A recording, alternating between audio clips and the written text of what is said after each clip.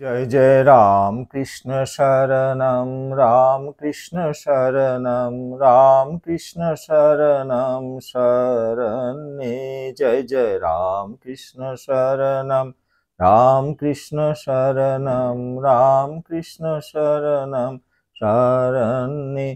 प्रभु कृपा ही केवलम, कृपा ही केवलम, कृपा ही केवलम शरण्ये। जय जय राम कृष्ण शरणं राम कृष्ण शरणं राम कृष्ण शरणं शरण्ये। প্রভু রামকৃষ্ণ দেবের নাম স্মরণ করতে করতে আমরা বলরাম ভবনের প্রভুর সেই লীলাবিলাসের সেই দিনটিতে আজকে প্রবেশ করছি। 1885 আজকের 14ই আশ্বিন মঙ্গলবার। মাস্টার মশাই সকালবেলা বলরাম ভবনে এসেছিলেন ঠাকুর শ্রীরামকৃষ্ণকে দেখতে।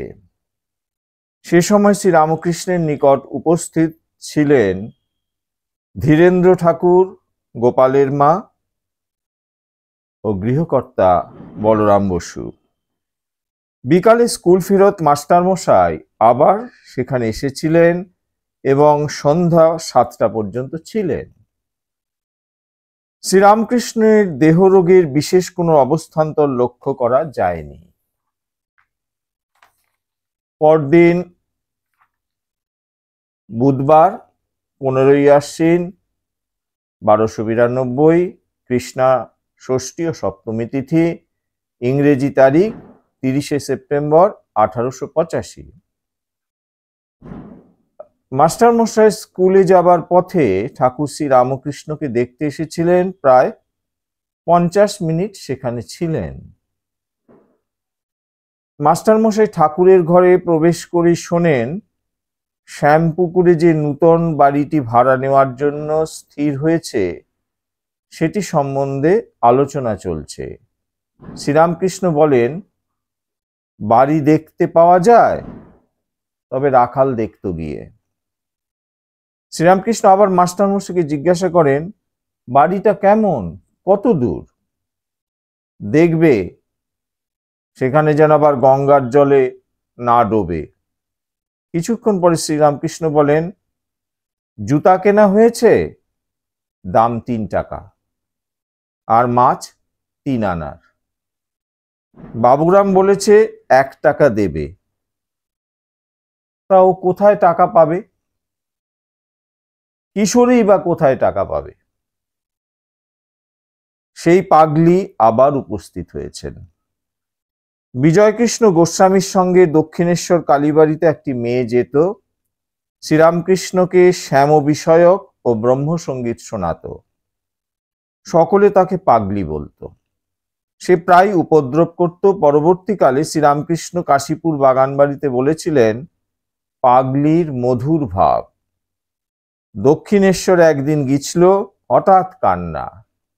আমি জিজ্ঞাসা করলুম, কেন কাঁদছিস কেন? তা বলে মাথা ব্যথা করছে। আর একদিন গিয়েছিল, আমি খেতে বসেছি, হঠাৎ বললে দয়া করলেন না। আমি উদার বুদ্ধিতে খাচ্ছি, তারপর বলছে মনে ঠেললেন কেন? জিজ্ঞাসা করলুম, তোর কি ভাব? তা বললে মধুর ভাব। আজকে সে ষষ্ঠ দিন, বৃহস্পতিবার, 16ই আশ্বিন 1292 কৃষ্ণ অষ্টমী, 1 অক্টোবর 1885। সকালবেলা মাস্টারমশাই স্কুলে যাবার পথে 1 ঘন্টারও বেশি সময় বলরাম ভবনে অতিবাহিত করেন। তাকে লক্ষ্য করে শ্রীরামকৃষ্ণ বলেন, গতকাল বিকালে বড় গরম ও বাহ্য হয়েছিল, আজ নাইব। মাস্টারমশাই বলেন, দুর্বল, কি জানি যদি জ্বর হয়। মাস্টারমশাই গিরিশচন্দ্রকে জিজ্ঞাসা করেন, আপনি কাল বৈকালে ছিলেন? গিরিশচন্দ্র বললেন, না। মাস্টারমশাই বলেন, বৈদ্য আসুক, তারপর ঠিক করা যাবে। লীলা প্রসঙ্গের প্রসঙ্গকারের রচনাতে একটি ঘটনার উল্লেখ রয়েছে। শ্রী শ্রী রামকৃষ্ণ ভক্তমালিকা অনুসারে প্রতি বৃহস্পতিবার ও রবিবার সেন্ট জেভিয়ার্স কলেজ বন্ধ থাকত। সেই সকল দিনে শরৎচন্দ্র শ্রীরামকৃষ্ণকে দেখতে আসতেন। খুব সম্ভবত আলোচ্য দিনেই শরৎচন্দ্র শ্রীরামকৃষ্ণের নিকট উপস্থিত হয়ে এক অত্যাশ্চর্য লীলাবিলাস দেখতে পেয়েছিলেন। শরৎচন্দ্র বিকালবেলা বলরাম ভবনে এসে দেখেন দোতলার হল লোকজনে পরিপূর্ণ। আরো লক্ষ্য করেন সেখানে গিরিশচন্দ্র ও তার সঙ্গী কালীপদ গান ধরেছেন, আমায় ধরো নিতাই, আমার প্রাণ যেন আজ করে রে কেমন। ঘরের পশ্চিম প্রান্তে শ্রীরামকৃষ্ণ পূর্বাশ্র হয়ে বসেছিলেন। তিনি সমাধিস্থ হয়ে পড়েন।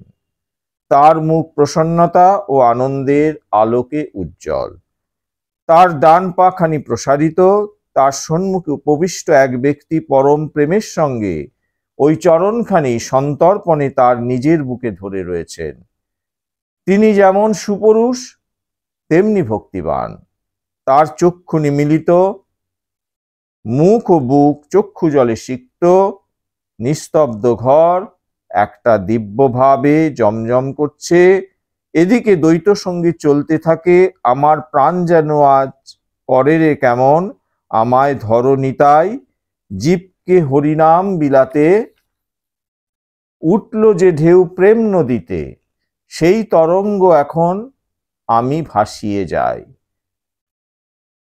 নিতাই, খত লিখেছি আপন হাতে, অষ্টসখী সাক্ষী তাতে, এখন কি দিয়ে শুধিব আমি প্রেমের মহাজন, আমার সঞ্চিত ধন ফুরাইল, তবু ঋণের শোধ না হলো, প্রেমের দায়ে এখন আমি বিকায়ে যাই।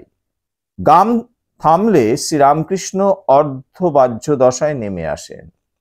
তার সম্মুখে উপবিষ্ট ব্যক্তিকে বলেন, বলো শ্রীকৃষ্ণ চৈতন্য, বলো শ্রীকৃষ্ণ চৈতন্য, বলো শ্রীকৃষ্ণ চৈতন্য। এভাবে তাকে 3 বার ওই নাম উচ্চারণ করানোর পর শ্রীরামকৃষ্ণ ধীরে ধীরে প্রকৃতিস্থ হন এবং অপর সকলের সঙ্গে আবার স্বাভাবিক কথাবার্তা বলতে থাকেন।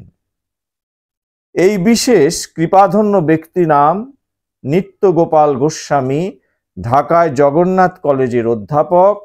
নিত্য গোপালের পিতা কৃষ্ণ গোপাল গোস্বামী বড় গোসাই নামে খ্যাত।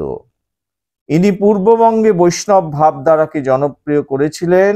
ধর্মানুসন্ধিৎসার ছিল নিত্য গোপালের স্বভাব ধর্ম।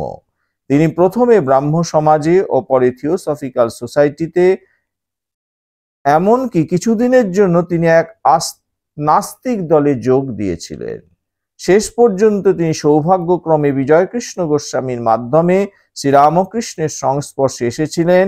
তিনি শ্রীরামকৃষ্ণকে প্রথম দেখেছিলেন দক্ষিণেশ্বরে 1884 খ্রিস্টাব্দের মাঝামাঝি।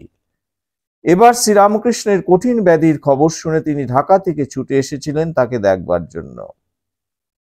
এই নিত্যগোপালই পরবর্তীকালে একজন পরম ধর্মগুরু রূপে নিজেকে জগৎ মাঝে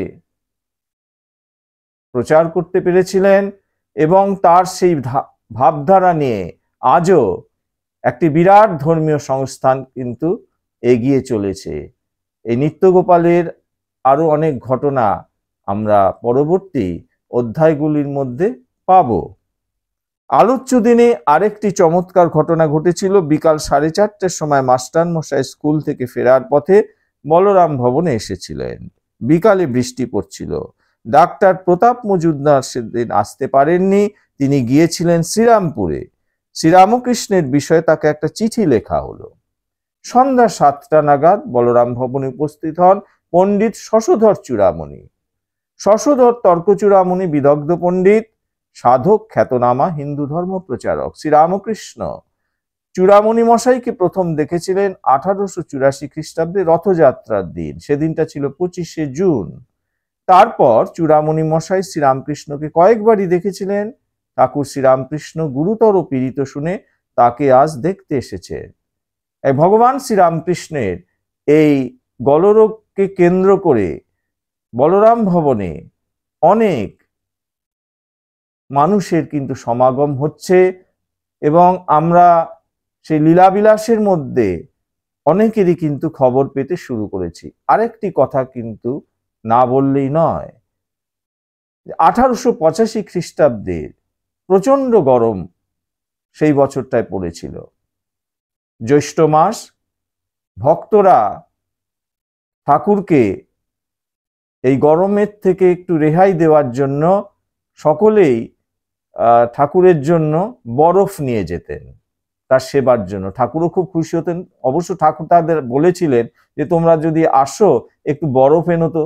দেখো সকলেই বরফ আনছে, আর ঠাকুর সেই বরফ কিন্তু মুখে দিয়ে চিবান, খুব আনন্দ পান এবং তৃপ্তি পান যে তার শরীর শীতল হচ্ছে। কিন্তু এই ক্রমান্বয়ে বরফ চিবিয়ে খাওয়ার ফলে ঠাকুরের গলায় কিন্তু টনসিল ফুলে ওঠে এবং সেই টনসিল পেকেই কিন্তু এই গলরোগের সৃষ্টি হয়েছে। অনেকে বলেন